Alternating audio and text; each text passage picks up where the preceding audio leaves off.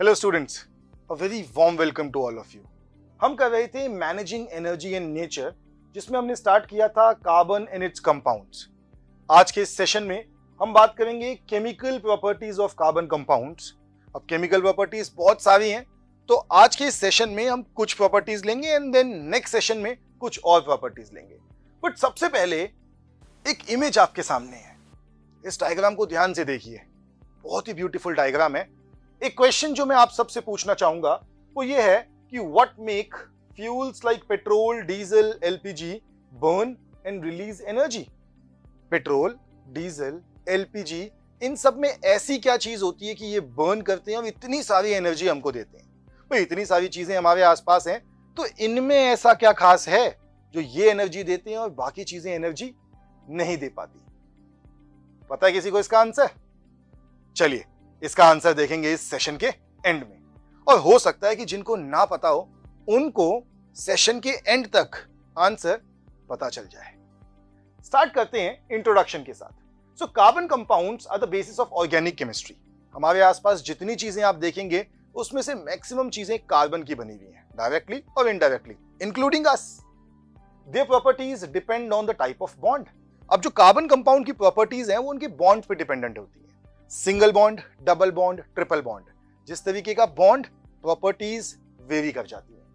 Carbon forms various compounds like hydrocarbons, alcohols, carboxylic acids. तो हमारे आसपास जो हमारे घर में भी चीजें यूज होती हैं उसमें से भी बहुत सारी चीजें कार्बन की बनी होती हैं। जैसे विनेगर कार्बन का बना है, और इन कंपाउंड्स की कुछ स्पेसिफिक प्रॉपर्टीज होती है। तो आज के सेशन में हम उन्हीं स्पेसिफिक प्रॉपर्टीज को पढ़ेंगे। सबसे पहली प्रॉपर्टी है combustion reaction, then is oxidation, addition and substitution। सबसे पहले स्टार्ट करते हैं कंबशन रिएक्शन के साथ। कंबशन वर्ड सुनते ही आपके दिमाग में सबसे पहले क्या आता है?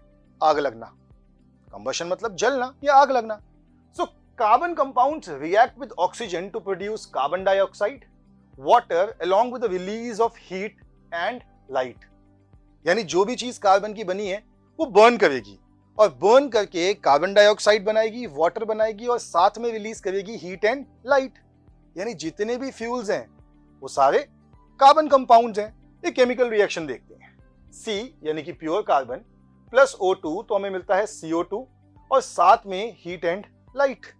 यानी कार्बन एक अच्छा फ्यूल है, और कार्बन से जो चीजें बनी होती हैं वो भी अच्छी फ्यूल होती हैं। कार्बन से कौन बनते हैं? Hydrocarbon. So a hydrocarbon reacts with oxygen to form carbon dioxide and water। जैसे कि CH4 मतलब मीथेन। So मीथेन जब ऑक्सीजन के साथ बर्न होता है तो हमें मिलता है कार्बन डाइऑक्साइड, वाटर एंड साथ में हीट एंड लाइट।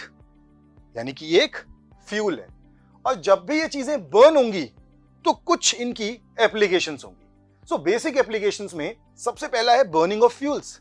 चाहे एलपीजी की बात करूं या सीएनजी की बात करूं, पेट्रोल की बात करूं या डीजल की बात करूं, सबकी ही जो बर्निंग होती है उसको हम कंबशन कहते हैं। या फिर कैंडल फ्लेम, जो कैंडल होती है वो वैक्स की बनी हुई होती है, वो भी एक कार्बन कंपाउंड है।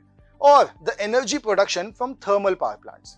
थर्मल पावर प्लांट्स के अंदर कोल को यूज किया जाता है, और इस कोल को यूज करके इलेक्ट्रिसिटी बनाते हैं। कोल क्या है? Carbon compound.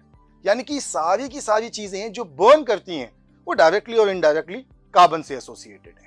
अब अगर बर्न कर रही हैं तो हमारे पास आएगी फ्लेम, और फ्लेम भी अलग अलग तरीके की होती है। एक होती है हमारे पास येलो फ्लेम, जो यूजुअली कैंडल्स में देखने को मिलती है। देन आती है ब्लू फ्लेम, जो हमारे एलपीजी सिलेंडर में होती है। और इसके बाद वो फ्लेम जो एकदम से आग पकड़ती है, यानी कि glowing red.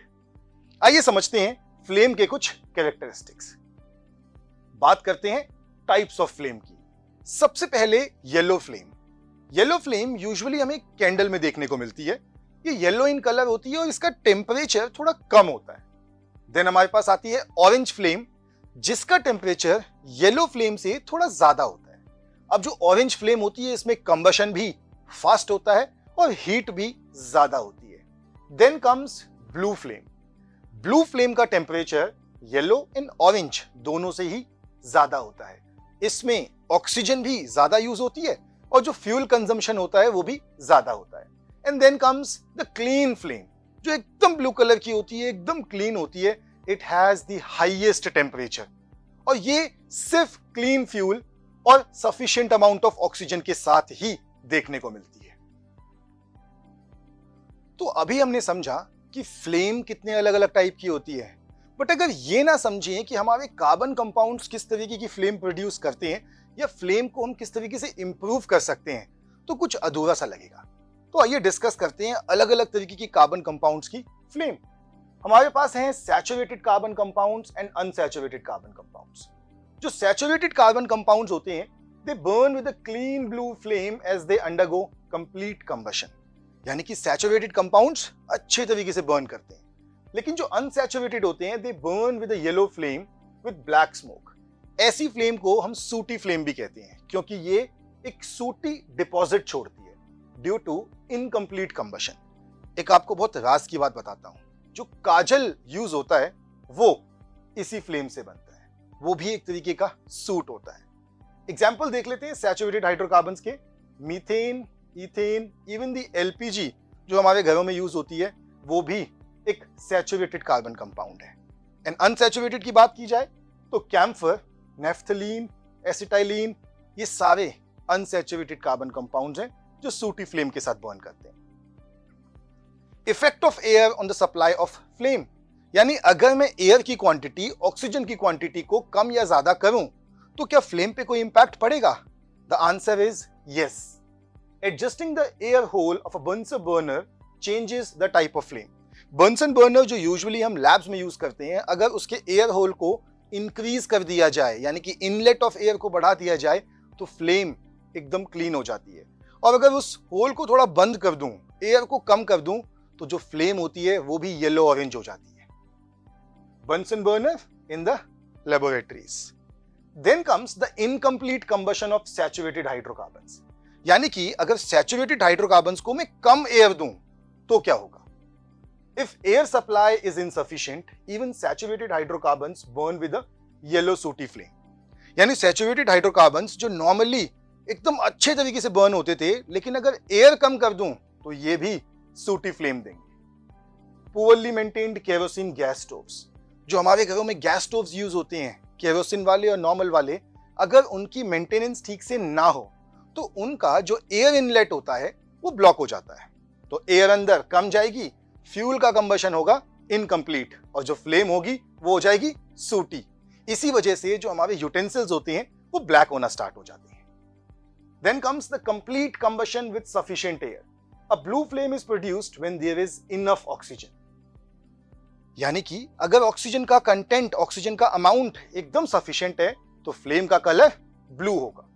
LPG stoves with efficient gas burners, यानी कि एकदम क्लीन रहेंगे तो ब्लू फ्लेम होगी। ब्लू फ्लेम की हीट भी ज्यादा होती है और उससे फ्यूल का वेस्टेज भी कम से कम होता है। Then is the blackening of cooking vessels. It indicates blocked air holes leading to incomplete combustion and fuel wastage. It requires regular cleaning of stove, यानी हमारे घरों में अगर आपके बर्तन ब्लैक हो रहे हैं नीचे से, तो आपके गैस स्टोव को क्लीनिंग की नीड है। ध्यान रखिएगा इस बात को। Then is the pollution from coal, petroleum and combustion. जो कोल और पेट्रोल है, जब ये बर्न होता है तो भी पोल्यूशन होता है। Burning fuels containing nitrogen and sulfur produces oxides of sulfur and nitrogen which are air pollutants. यानी कि ये सारे जो फ्यूल्स हैं, इनको बर्न करोगे तो जो ऑक्साइड्स हैं वो एयर में ऊपर जाएंगे एंड पोल्यूशन कॉज करेंगे। Example is acid rain, respiratory issues due to pollution. ये सारे इसके इफेक्ट्स हैं कि अगर पोल्यूशन बढ़ेगा तो रेस्पिरेटरी प्रॉब्लम्स बढ़ेंगी, एसिड रेन बढ़ेगी, यानी कि ये सब चीजें हमारे हाथ में हैं। We have to reduce it. Alcohol जो एक बहुत कॉमन कार्बन कंपाउंड है, it burns with a clean blue flame. So alcohol is a saturated compound that undergoes complete combustion. For example ethanol. Ethanol को स्पिरिट लैंप्स में use किया जाता है, जो एकदम क्लीन ब्लू फ्लेम के साथ चलता है। एनी इंटरेस्टिंग फैक्ट्स कंबशन के बारे में? हमें यूजुअली लगता था कि कंबशन एक छोटा सा टॉपिक है, लेकिन कंबशन इतनी सारी चीजें अपने आप में समा के बैठा है।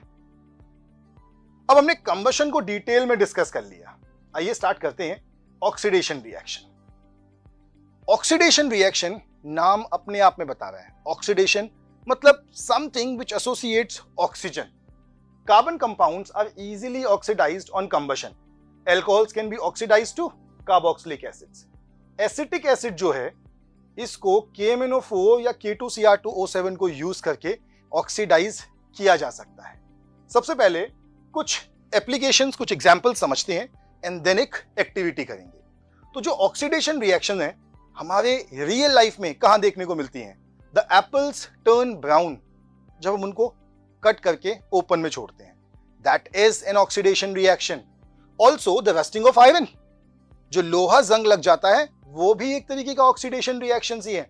इनफैक्ट जो एल्कोहलिक ड्रिंक्स हैं वो भी थोड़े टाइम में खराब हो जाते हैं अगर उनको ओपन में छोड़ दिया जाए। That again is a type of oxidation reaction. आइए ऑक्सीडेशन रिएक्शन को डिटेल में समझते हैं।